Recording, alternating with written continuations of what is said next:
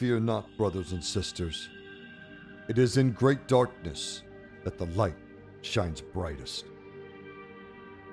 Remember, the path of the Paladin is in service, for it is in service that you are tested and purified. And there will be tribulations.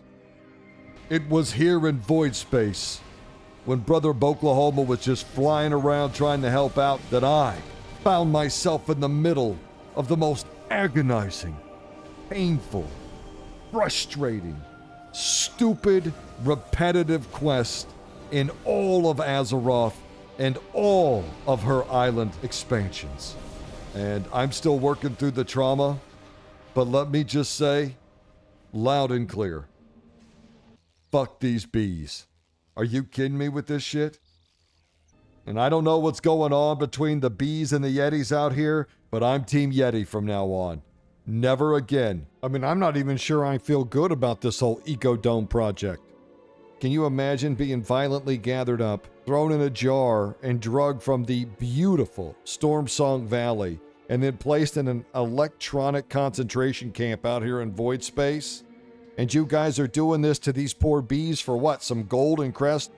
I'm just real concerned about the ethics here. And look, I'm not completely opposed to the idea of an ecodome. I think it's a very noble idea. I think your heart's in the right place. But guys, look at this planet, okay? It is foobar. And I get that we can build some nice gardens out here on the crust. Sure, we don't want to just let these guys build some ecodomes out in the barrens. Maybe they can build something nice out there. God knows the Hordes can't. All they can build is a bunch of pig pens and shitholes. I hate to be the bearer of bad news, but we might just want to pull the plug on this whole Ecodome Koresh thing. I think we might just want to cut our losses. All right, it's time to kick off Season 3. What's the first thing we do every season? You know what it is. It's time to open up the fishing market. What did I tell you? When you're in these lulls between seasons and a lot of people have taken a break and you're out doing these fishing tournaments, or you're just running around doing some 0.5 content and you're doing, dailies and you're just hitting pools, don't go sell your fish. They're not going to sell for very much. You hang on to them. And then when the new season starts, the prices come roaring back up, and then you throw your fat stack on there, and what happens? Now you got plenty of money for all those repairs and recrafts and consumes you're going to need. What I tell you about fishing, it pays the bills. If you're new to Holy Paladin and you need help picking the race or setting up the bars or just someone to explain what all these abilities and spells do, I literally have a 3.5-hour Paladin guide. It goes through everything. Mastery, playstyle, every single ability and spell in the playbook. If you have any questions, refer to that. For this guide, I'm going to assume you're ready to start healing in Season 3. Look right here on my belt. What is this? This is the Libram of Boklahoma, and it's got some very important resources in it. The first and most important resource is right here.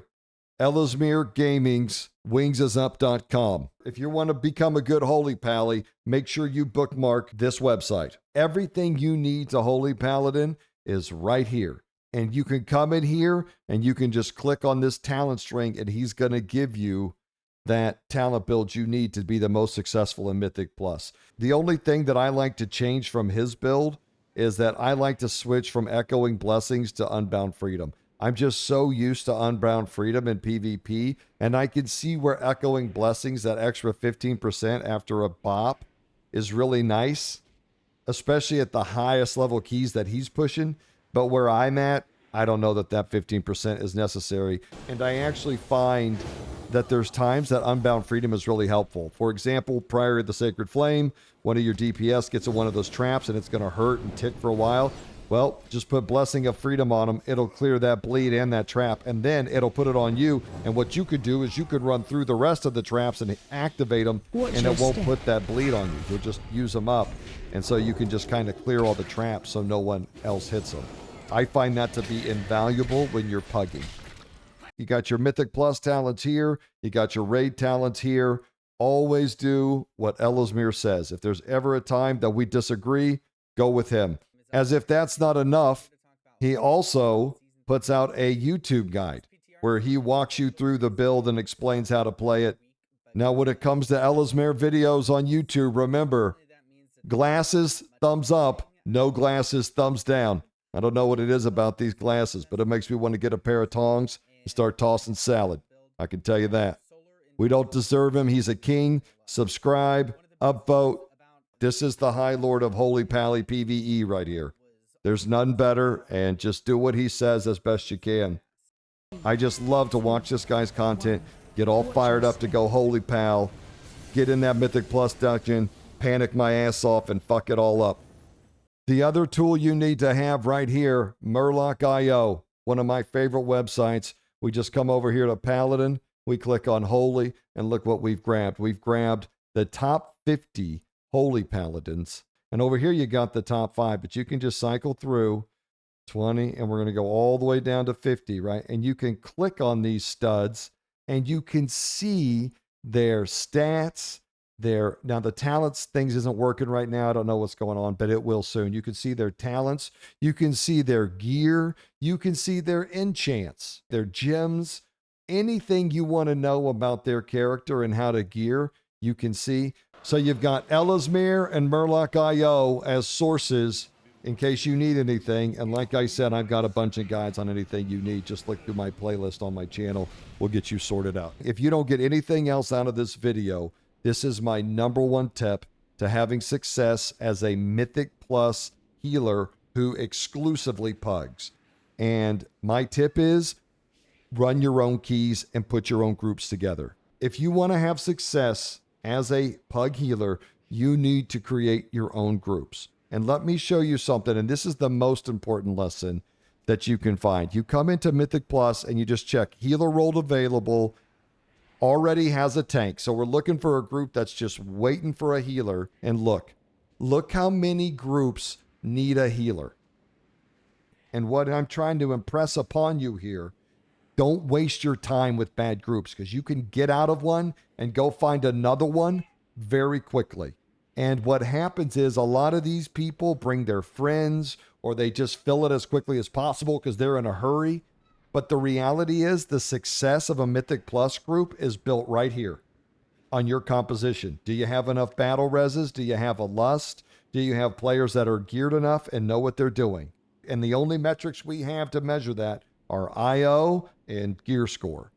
And typically, the higher the IO and the higher the gear score, the more successful my runs are. And a lot of times when people are putting groups together, they are not thinking like that. And you'll go into a group of a bunch of buddies and barely, I was in a +4 Arakara for an hour trying to help these guys complete it. And we finally got it done.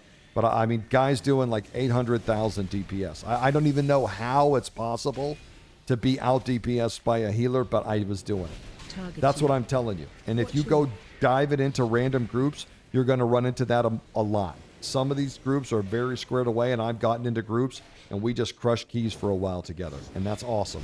But you can also find yourself in the middle of a nightmare very quickly. So my suggestion is always start your own group, pick the best people you can. Okay, this is not the place to reach out to the casual community and help them out. I know a lot of people are like, there's too many buttons, there's too much shit, there's whatever.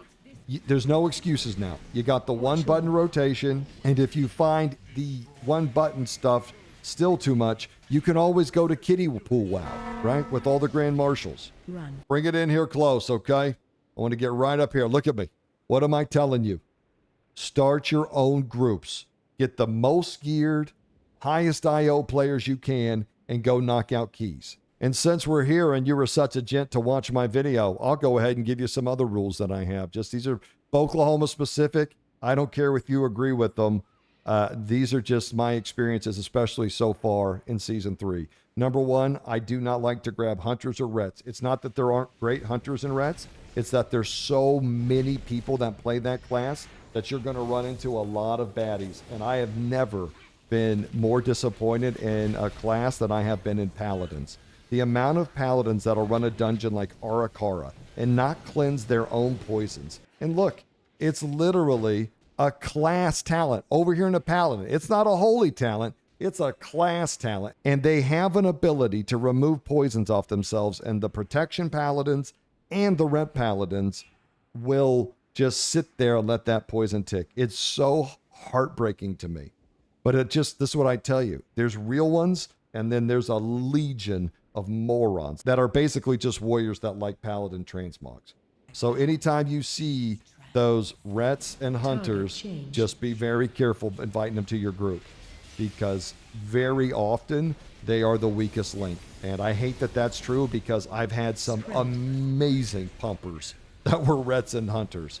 I just hate that for them. I hate that for the guys that are good, but that's just honestly my experience. Never, ever, ever invite a group of people into your pug. It's much better if it's a bunch of individuals. Anytime you invite a group of 3, especially if it's 3 DPS together, that's the most toxic runs I've ever been involved with, because typically there's one asshole in that group and 2 morons that like to encourage that asshole in his behavior. Or it's 2 really good players trying to help their buddy that's awful gear up. Like I said, this is a mode for people that like to work together as a team. And in my team, I expect everybody to pull their weight. I don't mind doing a carry now and then, but you got to be clear about it and tell me, hey, we're kind of looking to carry our buddy. If you're not, you just sign up and do it anyway. I hate those people. And there's a ton of them in the Warcraft community. People looking to do the least amount possible to get the most gear they can. And they don't care if they brick your key or whatever. So try to get high effort people in your groups. And the best predictor of that is what they've been doing before. So how many keys have they run and what's their gear look like? Here's another very important thing. And this is kind of where Brother Boklahoma gets in. You know, we've got Ellesmere kind of as the sergeant of arms telling us what to play, how to play it. But I come in and I minister to your morale and your spirit. And what do I tell you? I tell you, you got to get sassy to be a healer. You got to have some attitude. You can't come in here all, I hope I don't wipe the group. Fuck the group. I'd love to find some shit on the ground to stand up in and get blown up on. And then I love it when they put a B-res on me and I accept it and die immediately again. Oh, it's my favorite. Yeah, you are going to die. You are going to screw up. Even the best players die all the time. Don't let it get you down. Get back in there and keep going. The most important thing you can do to get good at healing is have fun, baby. Come in here and sling the light around. And look, if you're just starting out healing and you've never done it, don't come into this Mythic Plus nightmare. I always say go into a follower dungeon and set up your UI, because you can just put the group on hold. You can do a pull and then see what you liked about your UI or whatever, and then change what you don't like, and then do another pull. Get your UI set up in the follower dungeons, okay? And then after that, start running time walking. You'll get some badges. You can unlock some stuff. It's just fun to go do old dungeons while you learn your spec. And then when you're done with that, you start up a heroic. And then once you feel comfortable in heroic dungeons, this is when we're going to come in and we're just going to start. You can start with mythics. And then once you get the mythics done, you start in here with a Mythic Plus. But you don't want to do that, do you? Because you want to start your own group. So you just come back and you hit start group. And look, it's going to plug your key in there. There's 2 very important things I try to always impress upon young healers when they're coming into World of Warcraft and they're learning to heal. Number 1, know your value. That you are picking a role that most people would not even dare. They would rather sit in queues and go on the forums and complain about sitting in queues than come play a healer and get immediate queues. You pick the challenging role. Make sure you reap the benefits of that, because there are some amazing benefits to being a healer. And the second thing is, make sure you're having fun. When you watch the high-level players, yes, they're skilled, yes, they're knowledgeable, but a part of their success is that they have played a lot. And the reality is most of these guys play more on the PTR than most of us are going to play during the season, okay? And they'll tell you things like, you want to be using your cooldowns as much as you can, and you want to be burning through your holy power as much. And that's true if you want to be the best holy paladin player in the world, okay? But when you're just down here doing 6 and 10s and stuff like that, you don't have to be that stressed out, okay? Do the best you can. If you want to sit on your holy power for a little bit and save it for an AoE phase, or if you want to hold your cooldown because you're not quite comfortable with the dungeon and you don't know exactly what the fuck the boss is going to do next, that's okay. You'll see very often I accidentally hit Crusader Strike instead of a Holy Shock or whatever. I don't have the perfect rotation. I'm not kicking my cooldowns out immediately when they're available all the times because I'm still learning the fights. I'm still learning the dungeons. I like to have, sometimes I like to keep something in reserve in case shit hits the fan. All right? And that's a reality of being a pug healer. If you didn't spend a lot of time on the PTR, this is week 1, so you don't know. So it takes time. Give yourself some grace. Give everybody else some grace. Everybody's learning mechanics. You're going to go in there. Some keys are going to fail. That's part of it. And you just want to keep that cycle going. You get the best group together that you can, and then you head into that instance. You get sassy and start throwing light around everywhere.